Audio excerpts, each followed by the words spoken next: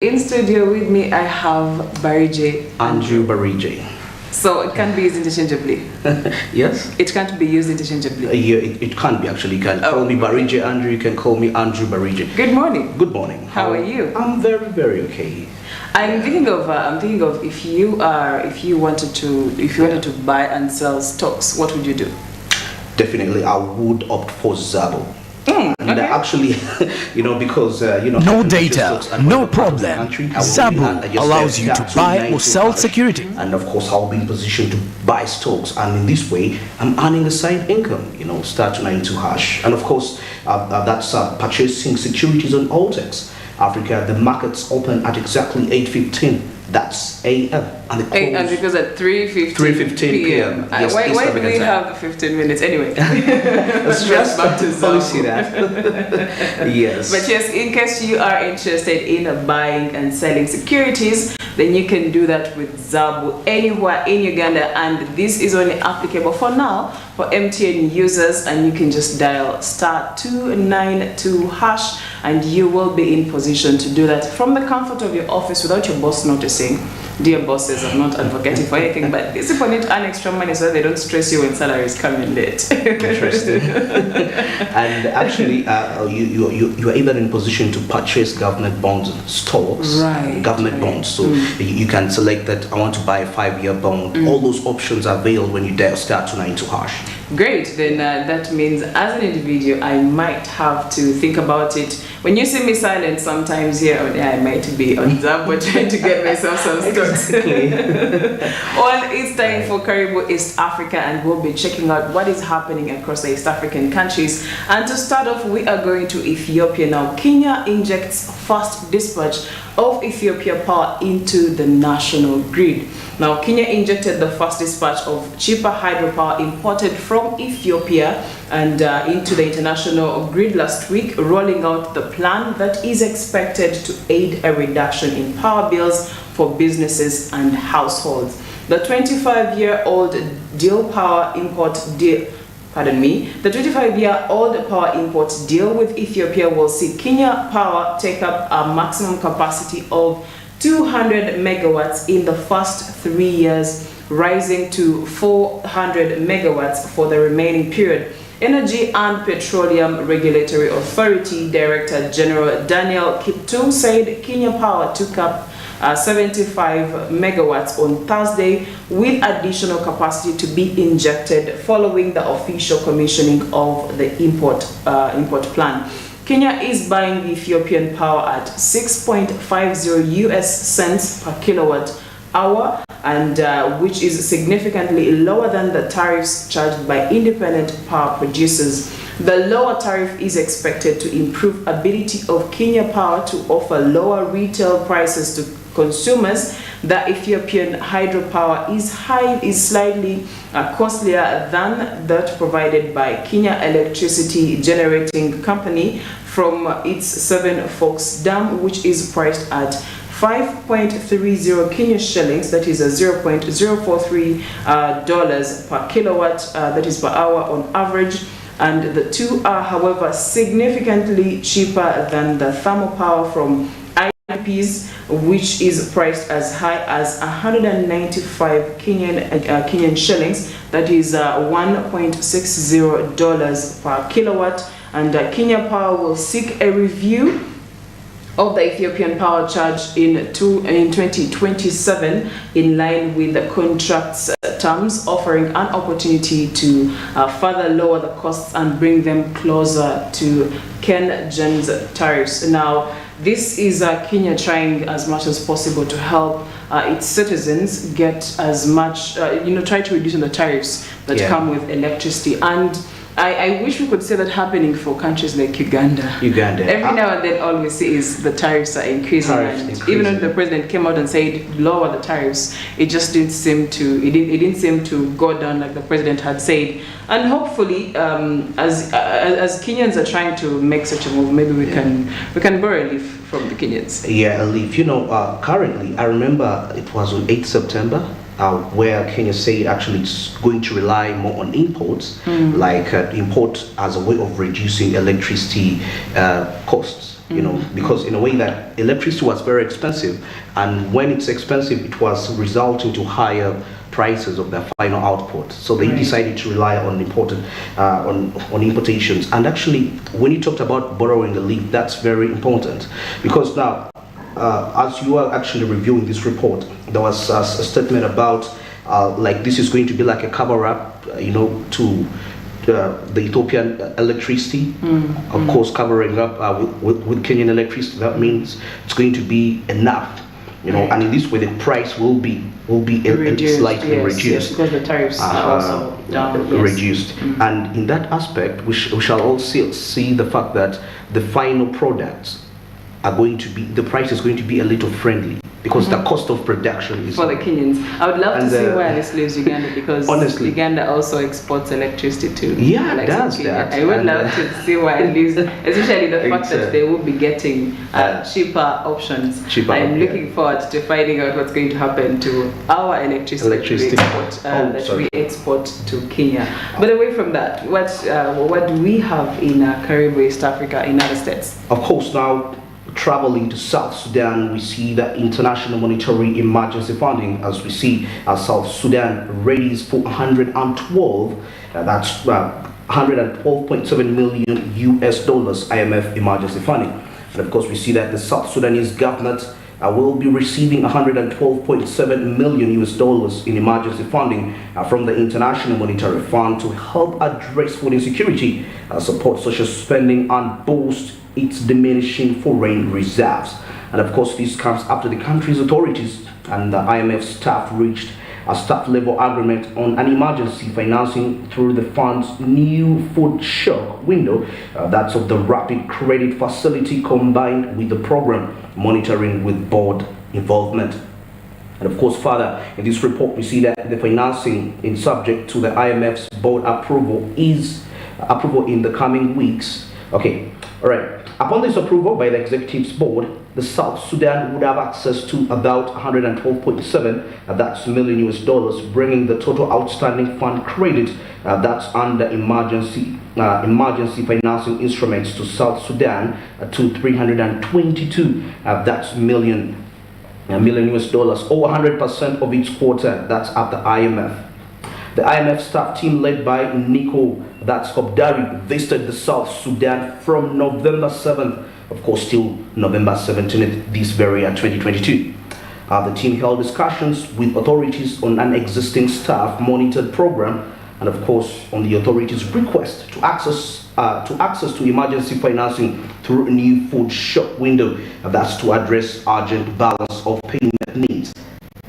The reforms include publishing budget execution reports, publishing the results of a stock take of South Sudanese external debt, and of course publishing the Auditor General's report on the second RSF disbursement, and starting to address its findings and recommendations, as well as strengthening the process for contracting external debt and issuing sovereign guarantees. You know, I find this so, you know, Sudan was one of the countries that have been affected by the Ukraine crisis because of its imports, that's wheat imports across the Black Sea. And still, according to a report from the Food and Agriculture Organization, I saw actually it indicates that according to the wheat, you know, they grow grain. Yes, they do. So the year 2021-2022, there is an estimation of about 5.1 million tons to be grown. But still further, when you anticipate this 5.1 million can't even feed less than 2/3 of the country's population. So that means the country is going to be relying on foreign aid and human assistance. And of course, we have seen even us as Ugandans, we have exported a lot of food to South Sudan, and talk about maize especially that we have been exporting to Sudan. And also you can't forget to mention the insecurities that we have seen over the years in this very country, and just to the detail of our own people Yes. that were taking food to that country were actually being killed. Exactly. And this is according to reports, and also it might be a long stretch for this country, but hopefully they get to sort it out. However, I was trying to check out the importance of foreign reserve, because the IMF is funding for reasons like social security, but also to increase the country's foreign reserve.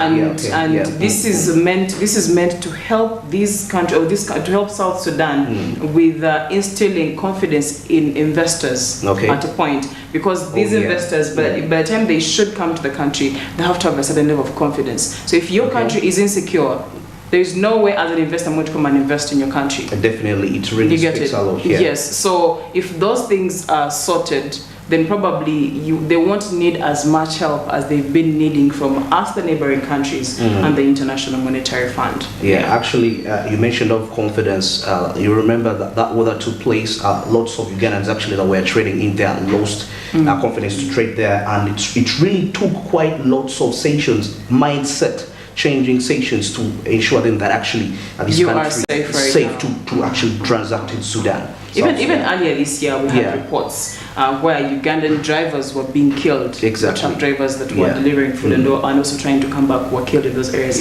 But away from that, let's cross over to the land of 1,000 hills. I am talking about Rwanda now. Rwanda's electric vehicle push has a faltering start.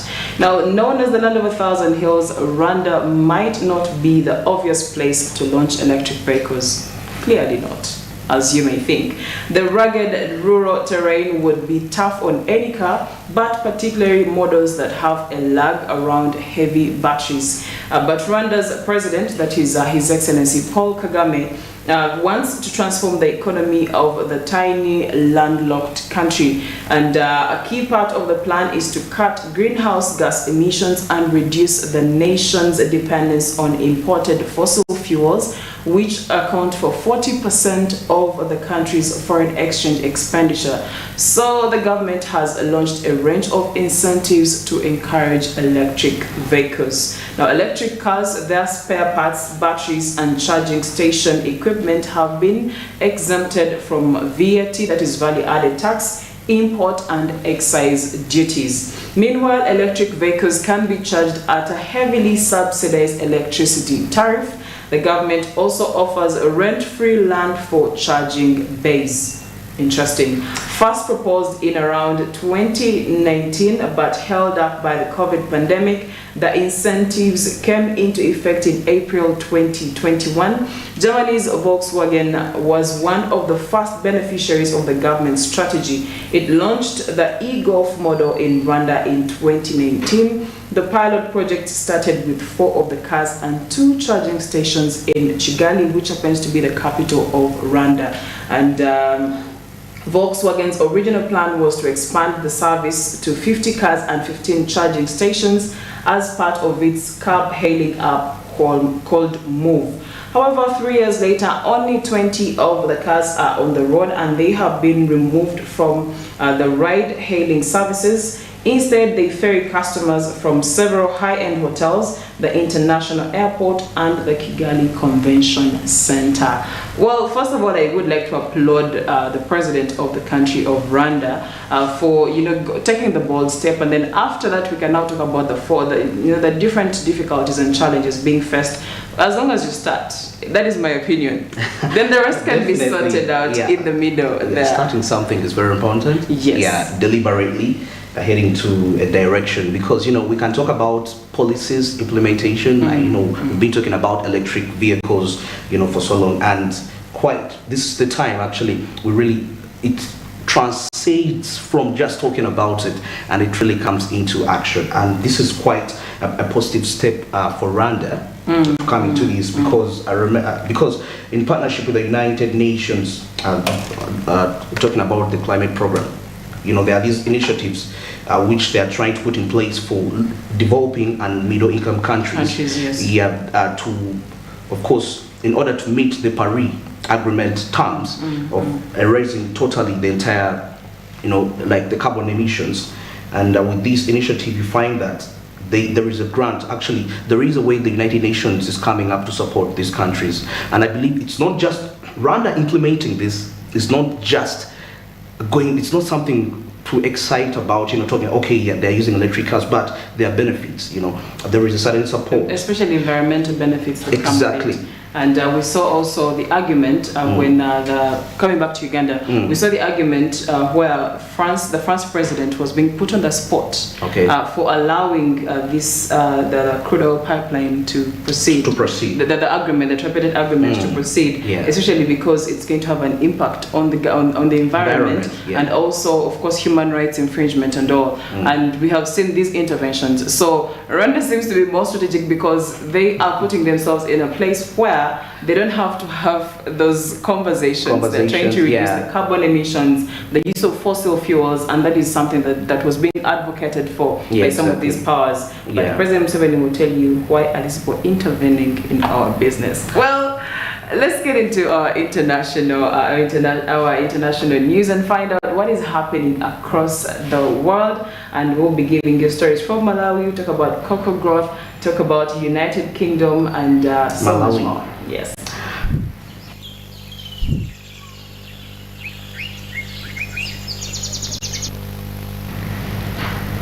Across borders, Malawi gets $88.3 million from IMF under food shock loan window. Now, the executive board of the International Monetary Fund approved on Monday, that is on 21st November, a disbursement of $88.327 million to Malawi under the food shock window of the Rapid Credit Facility. The country became the first low-income nation to receive financing under this new mechanism. It provides for a year a channel for emergency fund financing to member countries that have urgent balance of payment needs due to acute food insecurity, sharp increase in their food import bill, or a shock to their cereal exports. Malawi is one of the 48 countries the International Monetary Fund identified as worst affected by global food crisis aggravated by the war in Ukraine. The news comes days after the International Monetary Fund Executive Board approved a staff-monitored program. This informal agreement with the IMF should enable Malawian authorities to build a track record of policy implementation before it possibly implements an IMF-supported program. The Deputy Managing Director and Acting Chair of the IMF Executive Board strongly invited the authorities to swiftly implement debt restructuring strategy with the aim to bring Malawi back to moderate risk of debt distress in medium term. And that is good news for Malawi. Hopefully going forward we get to see the risk reduced, especially for the Malawians.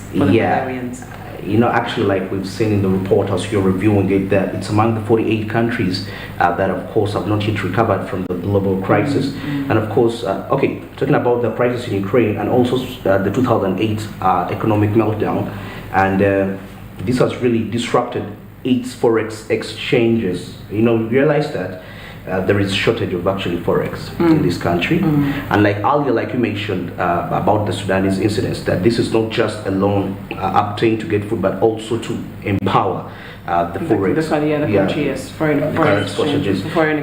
Foreign reserves. And to make matters worse for Malawi, it so happened that still this very year, the central bank had to devaluate the kwacha by 25% as one of the ways of trying to support the importation of valuable food imports, and of course raw materials to be used by the farmers. And you realize that there is a correlation between food security and economic growth, because if you look at the countries that we really admire, the countries like Switzerland, these countries like Germany, okay, let me say the Western world, despite that they don't have the best climates to really support, but they had to ensure that food security is guaranteed into their nations, because that spending too much on food for the population, it comes back to a report. Actually, still as we are reviewing that report, I realized that there is a similarity between the Sudanese and the Malawian about the issue of sorting the balance of payment problems, expenses. So that would be a conversation we may not be able to have and conclude right now. But what do we have in other countries? All right, now getting to Ivory Coast. We are looking at cocoa growth in Ghana and Ivory Coast. As we see that Ivory Coast and Ghana note progress in making buyers pay, that's for cocoa premiums. Ivory Coast and Ghana, the world's two largest cocoa producers, noted Monday efforts by some manufacturers to better pay producers after giving them an ultimatum earlier this month. In a joint statement, the national cocoa management bodies of the two countries, as well as the Ivory Coast Ghana Cocoa Initiative, created to guarantee a minimum income to farmers, and of course noted the efforts made by some companies and their willingness to find solutions, and of course together for sustainable production of cocoa that places producers at the heart of this strategy. This encourages all manufacturers to take action and show that they sincerely believe in sustainable cocoa production. For several weeks, Côte d'Ivoire, or Ivory Coast, and Ghana reproached the chocolate manufacturers for not paying the decent income differentials, and of course a premium of $400, or that's about 390 euros per ton, introduced in 2019 to ensure a decent income. That's for the farmers. And of course, they had given the industry until November 20th to make the commitment, threatening to ban access to plantations to make crop forecasts, and of course also suspend sustainability programs at the same time. These programs aimed at fighting deforestation and child labor allow manufacturers to claim that their chocolate sustainability produced a criterion and of course often favored by the consumers. But Monday, the producer countries announced to continue discussions on the establishment of a working group of experts who will produce recommendations by the end of the quarter of 2023 to find sustainable solutions. Ivory Coast's cocoa, which amounts to 45% of the global productions, accounts for 14% of the country's GDP and feeds 24%, of course, of the population of this country of about 27 million people. Côte d'Ivoire is also considered a major regional destination for child trafficking, that's from the neighboring countries, to work on its crops. Many farm families still face persistent poverty on less than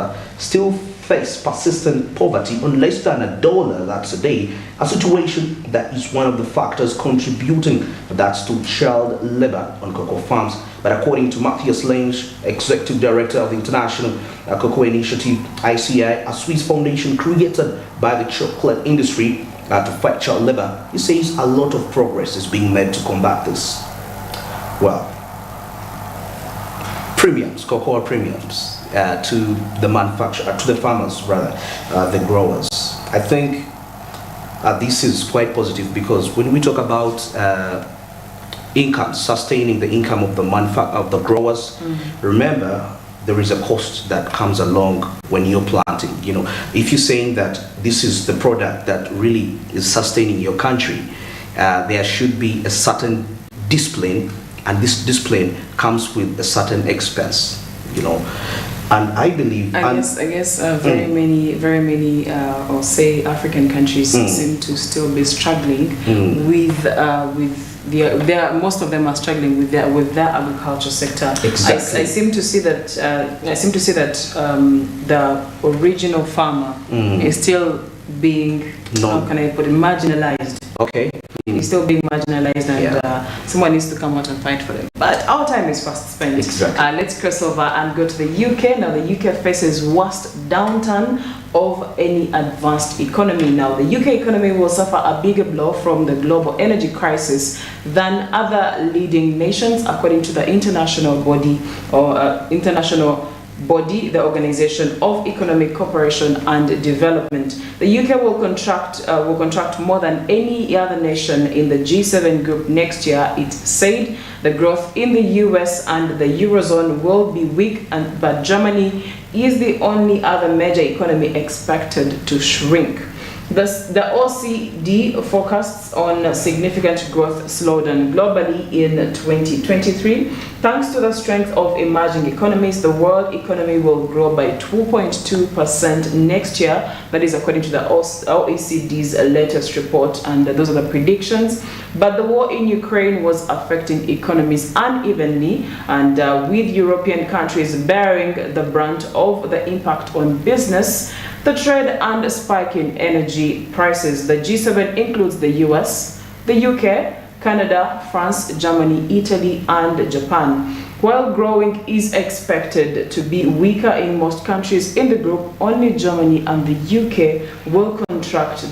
This is according to the predictions. The OECD expects the UK's economy to shrink by 0.4% in 2023, to be followed by shallow growth of just 0.2% in 2024. Apparently, this is going to be stretching for these 2 years. By contrast, last week, the UK's Office for Budget Responsibility predicted the UK would shrink by 1.4% next year, although it also predicted stronger growth of 1.3% in 2024. Now, this particular office, that is the Office for Budget Responsibility, said that would lead to the biggest drop in living standards on record. Earlier this month, the Bank of England predicted the downturn could last for 2 years. Very unfortunate incidents that are bound to happen in the UK. Majorly, some people attribute this to the death of the Queen, and well, I'm hoping that's not the case. But if a leader leaves office and we are seeing some of these things happening, then you might want to question the ability of the person that was left in the office, actually. But let's see how this unfolds. But for 2 years, the UK is expected to be on a downturn. And that is what we had for you in our international news. Let's go down for a very short break. We'll be coming back with our business insight.